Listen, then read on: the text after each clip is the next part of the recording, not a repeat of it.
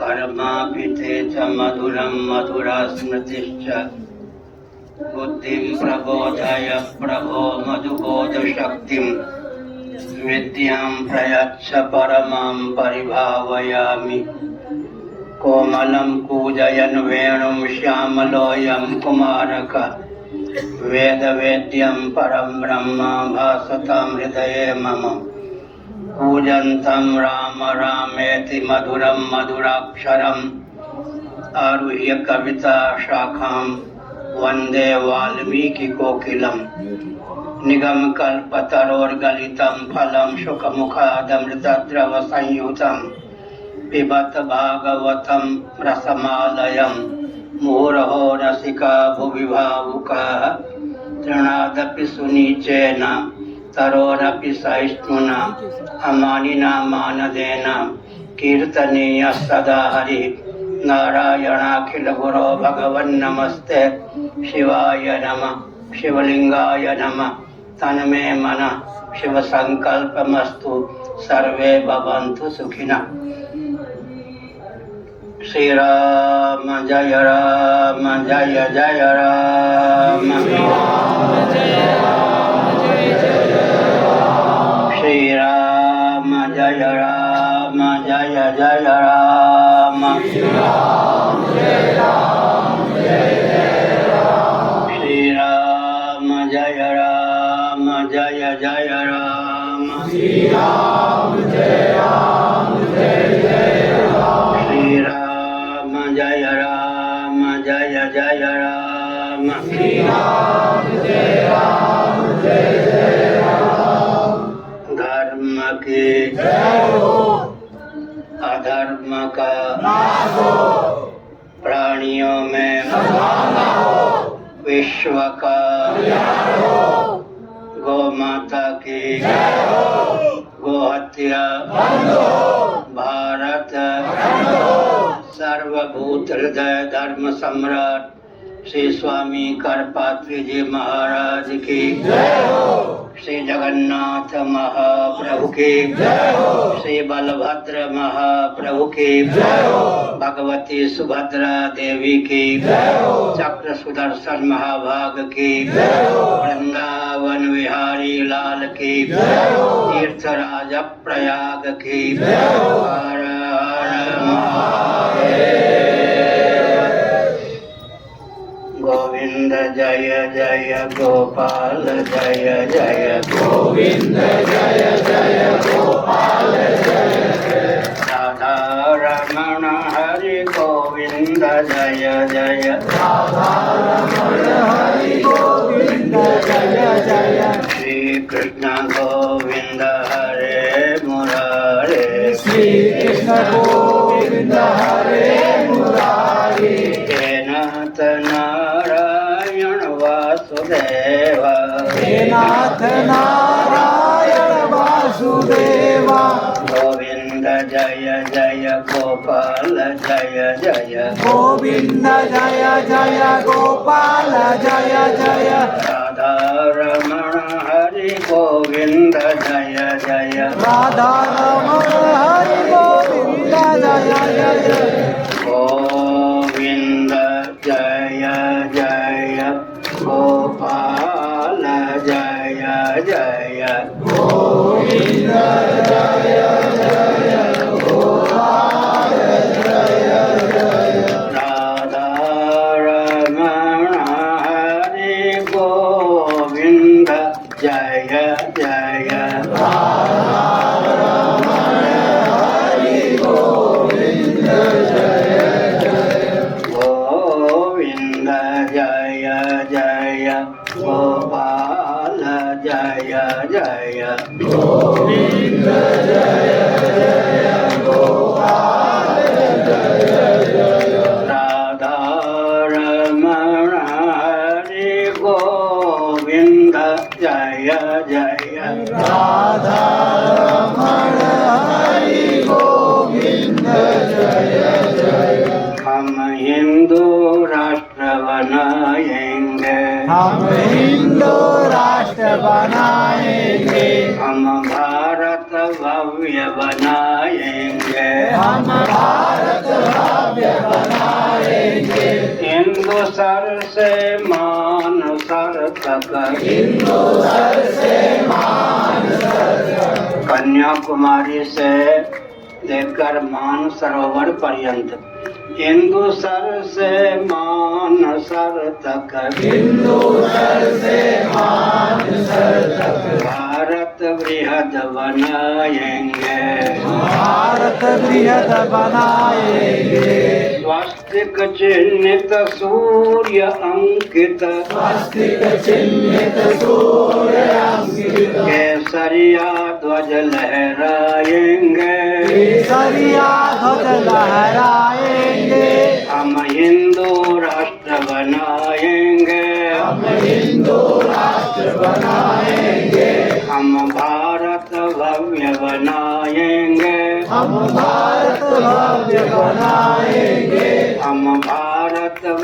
बनाएंगे, हम भारत बृहद बनाएंगे, वंदे मातरम, वंदे मातरम, वंदे मातरम,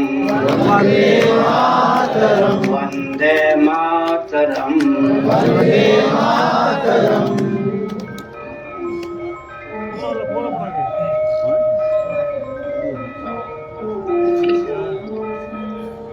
समुपस्थित समादरणीय संत वृंद, विद्वद वृंद, भक्त वृंद एवं भक्तिमती मातृशक्ति, आपकी आस्था की सराहना है, आपके अपनत्व की सराहना है।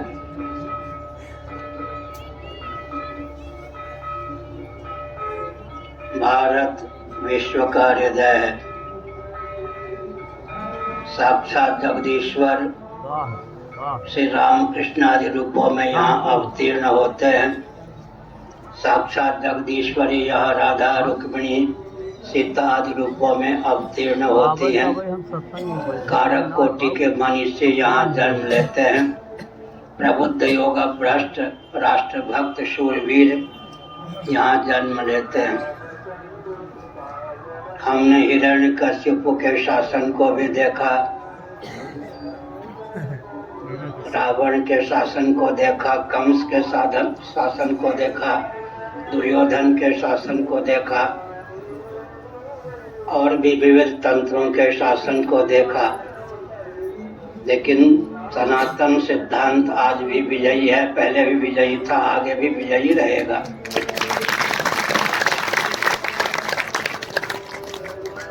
दर्शन, विज्ञान, व्यवहार तीनों दृष्टियों से विचार करने पर सनातन सिद्धांत ही एकमात्र अनुपालन करने योग्य है।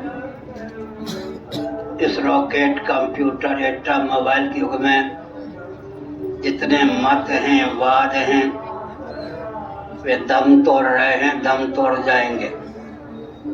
क्योंकि हमारा जो सिद्धांत है वह दर्शन, विज्ञान, व्यवहार तीनों दृष्टियों से अत्यंत परिपुष्ट है। वेदादि शास्त्र सम्मत उत्पत्ति का विज्ञान, स्थिति का विज्ञान, समृद्धि का विज्ञान, निग्रह का विज्ञान, अनुग्रह का विज्ञान सर्वोत्कृष्ट है। कितने समय तक सृष्टि रहती है, कितने समय तक प्रलय की दशा रहती है, वर्तमान में पृथ्वी, जल, तेज, वायु, आकाश की कितनी आयु है, इन सब प्रश्नों का उत्तर आधुनिक विज्ञान और वैज्ञानिकों के पास भी नहीं है। वेदादि शास्त्र सम्मत विधा के जो जानकार हैं वही ठीक से दे सकते हैं। 1,97,29,49,124 वर्षों की आज की पृथ्वी है। इस कल्प में हमारी संस्कृति इतनी पुरानी है, कोई फूक मार करके इसे दिशाहीन कर दे संभव नहीं है। फूक मारने वाले ही फूक जाते हैं। जहाँ तक आगे चुनाव का समय है, आप तो जानते हैं, राजनेता भी जानते हैं, गुप्त या प्रकट में किसी राजनेता का पक्षधर या राजनीतिक दल का पक्षधर नहीं। लेकिन इस मंच से मैं प्रतीक्षा में था कि इस प्रकार के भाव व्यक्त किए जाएं। प्रतीक्षा में ही था। भगवत कृपा से तीर्थराज प्रयाग में आप महान भावों ने इस प्रकार का भाव व्यक्त किया। जो राजनीतिक दल और राजनेता कहें भारत की धरती पर गुप्त या प्रकट गोवंश की हत्या हम नहीं सह सकते, गोरक्षण हमारा प्रथम संकल्प है। कदाचित इस संकल्प से मुकर जाएं तो विजयी होने पर भी हमको परास्त कर दिया जाए, पद पर रहने योग्य हम न रहे, ऐसे घोषणा मैं संकेत करता हूँ, चाहे मोदी हो चाहे कोई योगी हो, गोवंश की हत्या में गुप्त या प्रकट किसी की सहभागिता सही नहीं है। एक बार आदित्यनाथ योगी जी ने कहा था अवैध बूचर खाने को हम नहीं रहने देंगे। इसका अर्थ है कि वैध बूचर खाने भी हैं। अब जिस देश में वैध बूचर खाने भी हों उस देश की दुर्गति होगी या नहीं?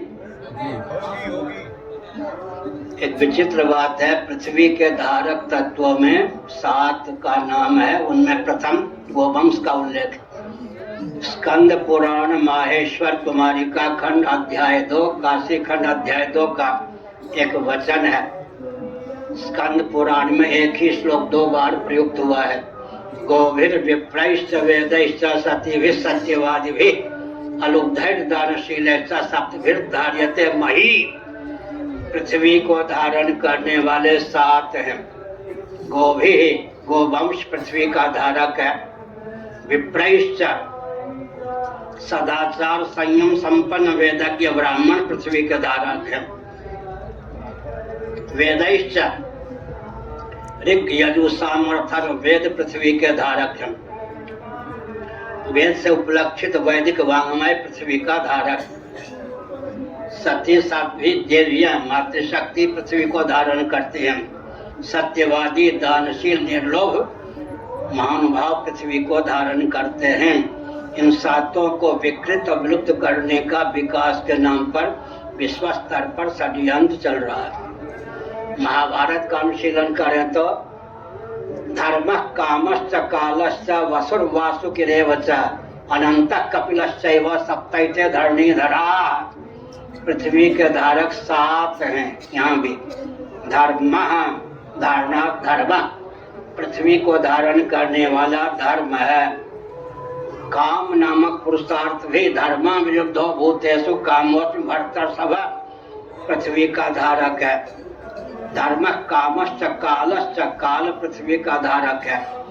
वासु और वासु की चल अचल संपत्ति के अधिदैव पृथ्वी के धारक है। अर्थात अर्थ नामक पुरुषार्थ भी पृथ्वी का धारक है।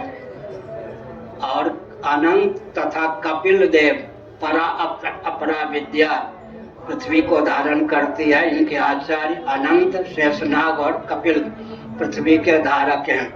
विचार करके देखें तो काल और पुरुषार्थ चतुष्टय ये पृथ्वी के धारक सिद्ध होते हैं। बोल पट्टी अगर हम खोल दें, धर्म के नाम पर धर्म नहीं है। बीज की रक्षा तो होती है। अर्थ के नाम पर अर्थ नहीं है। काम के नाम पर पिशाच वृत्ति है। मोक्ष की केवल चर्चा है। गिने चुने महानुभाव मुक्ति के मार्ग पर चलते हैं। काल भी कुपित हो गया है। रामचरितमानस का अनुशीलन आप करते हैं। काल जासु कोदंड, काल भगवान का कोदंड है। कलयति प्रकाशयति काल कलयतामहम। पहले काल क्या चीज है? कालो मायात्म संबंध, कालो मायात्म संबंध स्कंद पुराण का वचन है। माया और आत्मा, परमात्मा और परमात्मा की शक्ति दोनों का जो संगम है, संयोग है, वही काल है। काल जब कुपित हो जाता है, काल कबलित हो जाता है, सब कुछ बर्बाद हो जाता है। दिति पतिव्रता थी, लेकिन संध्या की वेला में पति के मना करने पर भी पति को कश्यप जी को स्पर्श करने के लिए बाध्य किया। उस प्रमाद के कारण 2 आतंकवादियों को हिरण्यकश्यप हिरण्याक्ष को उसने जन्म दिया। काल जब कुपित हो जाता है तो कबलित कर देता है। इसलिए हमने संकेत किया भारत में अब वही शासन कर सकेगा जो गोवंश की रक्षा का संकल्प लेकर निर्वाह करेगा।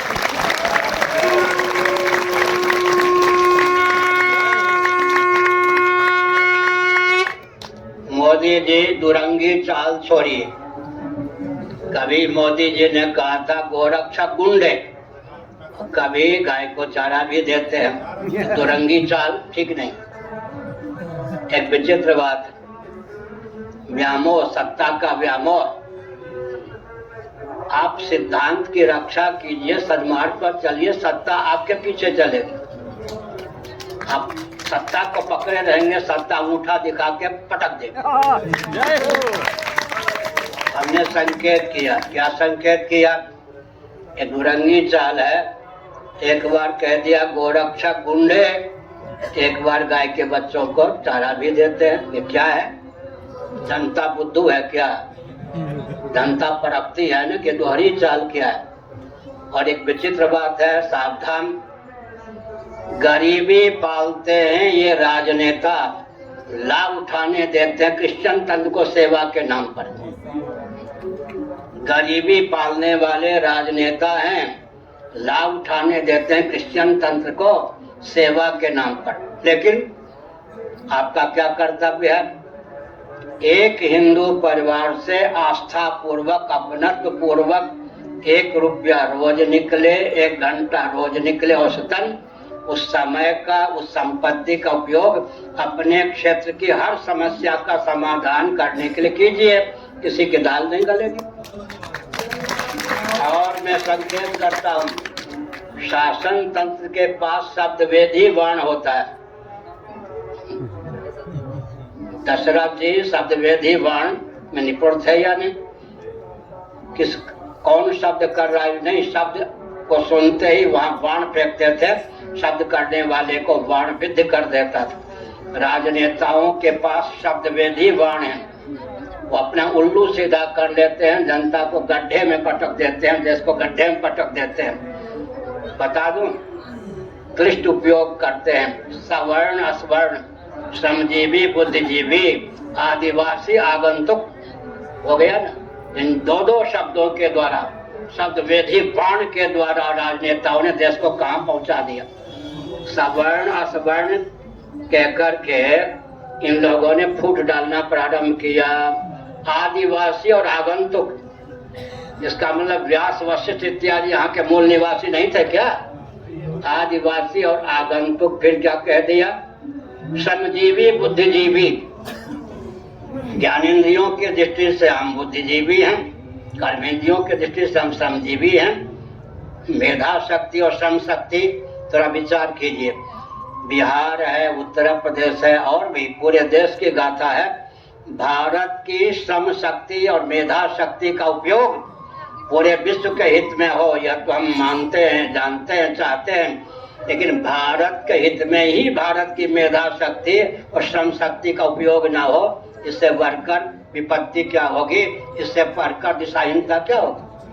भारत की मेधा शक्ति, श्रम शक्ति अन्य देशों को बुलंद किए हुए है। भारत की मेधा शक्ति, श्रम शक्ति के उपयोग की क्षमता इन राजनेताओं में है ही नहीं।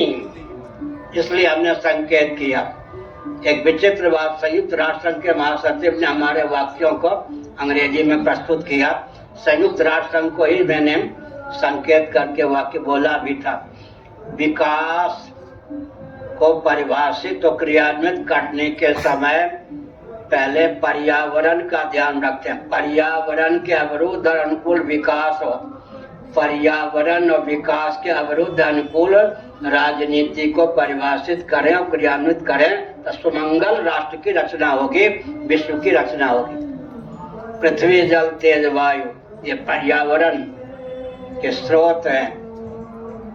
आस्तिक नास्तिक उभय सम्मत ऊर्जा के स्रोत होते हैं पृथ्वी, पानी, प्रकाश, पवन। लेकिन थोड़ा विचार करें, महायंत्रों का प्रचुर आविष्कार और प्रयोग होने के कारण पृथ्वी कुपित है, जल कुपित है, अग्नि कुपित है, वायु भी कुपित है, चंद्रमा की सतह भी कई मीटर धंस गई है। विकास क्या करिएगा? विकास के गर्भ से तो ऊर्जा के स्रोत ही विकसित हो रहे हैं। इसलिए मैं एक संकेत करता हूँ, सृष्टि की संरचना का जो प्रयोजन है, मानव जीवन की सार्थकता जिसमें सन्निहित है, उसको समझकर ही विकास को परिभाषित और क्रियान्वित करने पर विकास के नाम पर विकास हो सकता है, नहीं तो विकास के नाम पर बवाल ही होगा। फिर से सुनिए, सृष्टि की संरचना का जो प्रयोजन है, मानव जीवन की सार्थकता जिसमें सन्निहित है, दोनों को समझकर ही विकास को परिभाषित और क्रियान्वित करें, तभी विकास के नाम पर विकास हो सकता है, नहीं तो विकास के नाम पर विस्फोट ही हो सकता है। श्रीमद् भागवत 10:87 वैदिक वाङ्मय में स्फुट रीति से एक जगह सृष्टि की संरचना के प्रयोजन का वर्णन है। वेदस्तुति अध्याय का 2 श्लोक 10:87 धर्म बुद्धिन्द्रिय मन प्राणान जनानाम सजतहु मात्रार्थम च भवार्थम च आत्मने कल्पनाय च। बुद्धिन्द्रिय मन प्राणान भागवत 10:87 वेदस्तुति का 2 श्लोक। बुद्धिन्द्रिय मन प्राणान जनानाम सजतहु मात्रार्थम च भवार्थम च आत्मने कल्पनाय च।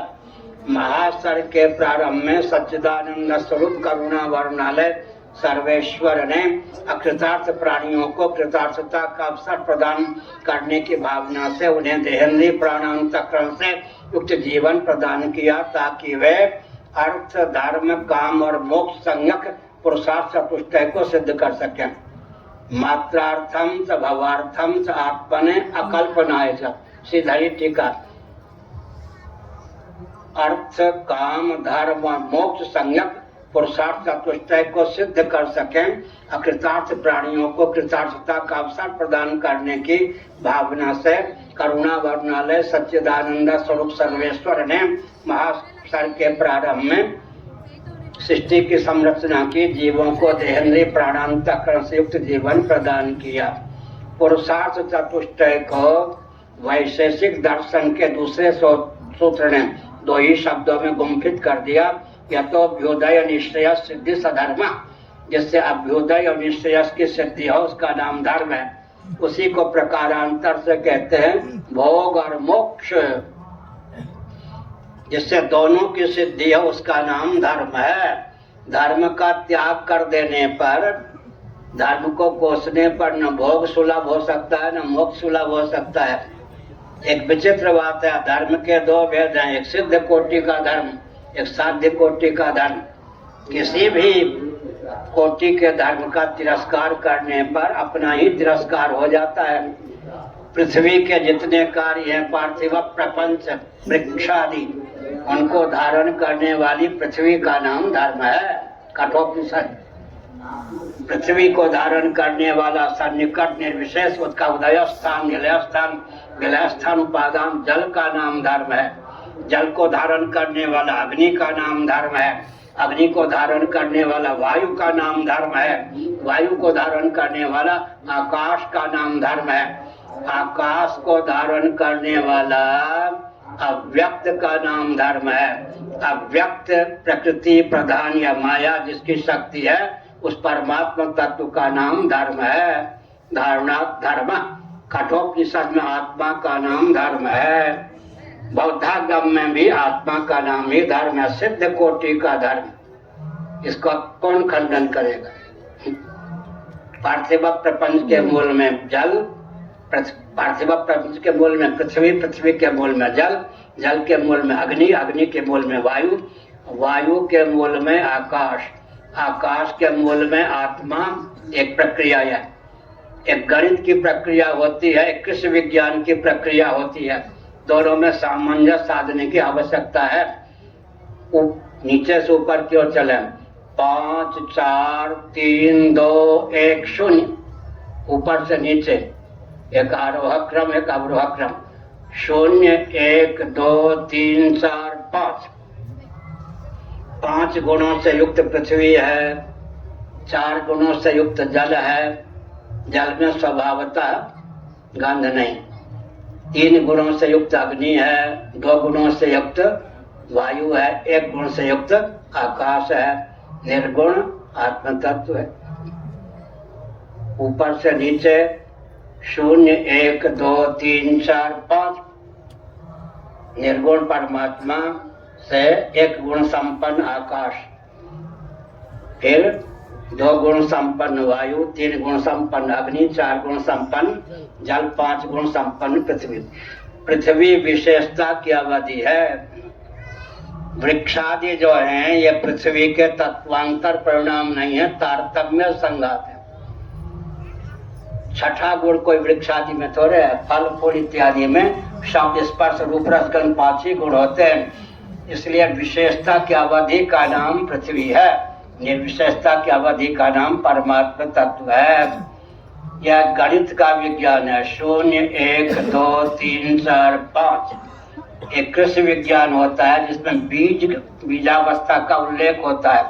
बीजावस्था की दृष्टि से विचार करें, पृथ्वी, जल, तेज, वायु, आकाश, फिर क्या कहेंगे अव्यक्त, फिर सनातन अव्यक्त परमात्मा। अव्यक्तादीनि भूतानि व्यक्त मध्यानि भारत अव्यक्त निधनानि एव तत्र का परिदेवना। बहुत अच्छा, गीता का दूसरा अध्याय। जितना व्यक्त प्रपंच है उसके मूल में अव्यक्त है। एक विचित्र बात है, अव्यक्त की व्यक्त भावापत्ति का नाम ही उत्पत्ति है, व्यक्त की अव्यक्त भावापत्ति का नाम ही समृद्धि है। इसका अर्थ क्या है? निरात्म्यवाद नहीं। कथम असत सज्जायेत, matter can neither be created nor destroyed. किसी भी पदार्थ की ऑल ऑफ सडन आकस्मिक की उत्पत्ति नहीं होती, किसी भी पदार्थ का निरन्वय नाश नहीं होता।